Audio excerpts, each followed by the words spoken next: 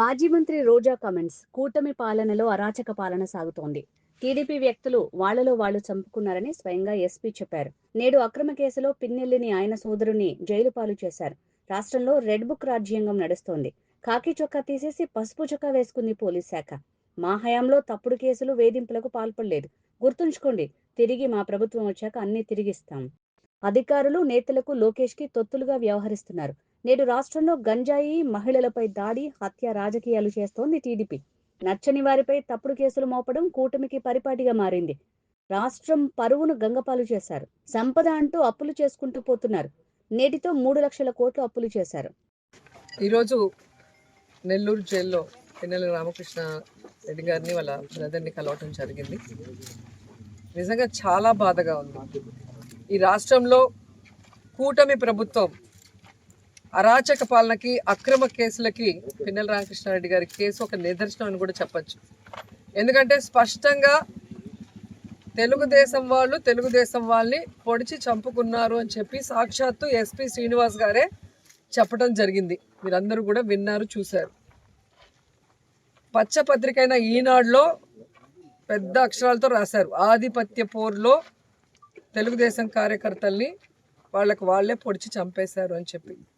ఇంత క్లియర్ కట్గా ఒకే పార్టీలో వాళ్ళకి వాళ్ళు కొట్టుకొని చచ్చి వాళ్ళే పొడుచుకుంటే సంబంధం లేని మా నాయకుడిని ఈరోజు పిన్నెల్లి రామకృష్ణారెడ్డి గారిని వాళ్ళ బ్రదర్ని అరెస్ట్ చేసి వేధించడం ఎంత దురదృష్టకరం ఒకసారి చూడండి. ఎందుకంటే చంద్రబాబు నాయుడు కూటమి ప్రభుత్వం అధికారంలోకి వచ్చిన రోజు నుంచి పిన్నెల్లి రామకృష్ణ గారి కుటుంబం మీద ఏ విధంగా కక్ష సాధిస్తున్నారో మనం అందరం చూస్తున్నాం. 16 నెలల్లో 16 కేసులు పైగా వేసి ఎలా వేధిస్తున్నారో కూడా మనం కళ్ళారా చూసాం. అసలు తెలుగుదేశం వాళ్ళు రిగ్గింగ్ చేసుకుంటుంటే ఆ రిగ్గింగ్ ఆపిన కారణాన్ని చూపించి అది కూడా ఒక కేసు పెట్టి గతంలో కూడా దాదాపుగా 52 నుంచి 54 రోజులు లోపల పెట్టడం మనం గమనించాం. అంటే ఎటుపోతుంది పోలీస్ వ్యవస్థ, ఎటుపోతుంది? రెడ్ బుక్ రాజ్యాంగానికి అనుగుణంగా లోకేష్ చెప్పిన దానికి తానా అంటే తందానా అన్నట్టుగా పోలీస్ వ్యవస్థ మారిపోవటం చాలా దురదృష్టకరం. కాకి చొక్కాలు వేసుకోవాల్సిన వాళ్ళు పసుపు చొక్కాలు వేసుకొని ఈరోజు అక్రమ కేసులు పెట్టుకుంటూ పోతుంటే ఏం మెసేజ్ ఇస్తున్నారు మీరు? రాబోయే కాలంలో దీనికి 10 చేయమనా? పాలిటిక్స్ని భ్రష్టు పట్టిస్తున్నారు. ఎవరైతే ఈరోజు తప్పుడు కేసులు పెట్టి పిన్నెల్లి రామకృష్ణారెడ్డి గారి కుటుంబం మీద లోపల పెట్టి వేధిస్తున్నారో వాళ్ళకి సూటుగా చెప్తున్నాం. ఏదో ఈరోజు మీ పని అయిపోయిందని సంకలు గుద్దుకుంటున్నారేమో. ఇంతవరకు మా నాయకుడు జగన్మోహన్ రెడ్డి గారు చెప్పినట్టుగా ఎవరి జోలికి మేము వెళ్ళలేదు. ఏ పార్టీ అయినా, ఏ కులమైనా, పేదవాడు అర్హుడైతే అన్ని సంక్షేమ పథకాలు ఇచ్చాం, అభివృద్ధి చేశాం. ఎవరి మీద ఒక తప్పుడు కేసు పెట్టకుండా ముందుకు వెళ్ళాం. కానీ ఈరోజు మీరు చేస్తున్నది చాలా తప్పు. దీనికి 10 మీరు అనుభవించడానికి రెడీగా ఉండండి అని కూడా హెచ్చరిస్తున్నాం. ఎందుకంటే ఈరోజు కోర్టు ఇచ్చింది పిన్నెల్లి రామకృష్ణారెడ్డి గారికి స్పెషల్గా బెడ్డు, భోజనము, ఆయనకి ఇవ్వాల్సినవి ఏమున్నాయో కోర్టు చెప్పిన తర్వాత కూడా లోపల కూడా అవి ఇవ్వకుండా, టిఫిన్ పెట్టకుండా, భోజనం పెట్టకుండా మానసికంగా కూడా ఆ మనిషిని వేధించడం ఎంతవరకు కరెక్టు? చెయ్యని తప్పుకి కేసు పెట్టి లోపల పెట్టారు. లోపల పెట్టిన తర్వాత ఈరోజు కోర్టు ఇచ్చిన ఆర్డర్ని బేఖాతరు చేస్తూ భోజనం కూడా పెట్టడం లేదంటే మీరు ఏం ఉద్దేశంతో చేస్తున్నారో చెప్పాలి. లోపల ఉన్న ఆఫీసర్లు కానీ పైన ఉన్న ఆఫీసర్లు ఒకరి మీద ఒకరు చెప్పుకుంటూ తప్పించుకుంటున్నారు. రేపు ఈ ఆఫీసర్లందరూ ఇక్కడే పనిచేయాల. రేపు మీ పరిస్థితి ఏంటో ఒకసారి చూడండి. ఎందుకంటే ఆఫీసర్లు అన్న వాళ్ళు రూల్స్కి కట్టుబడి పనిచేయాలి.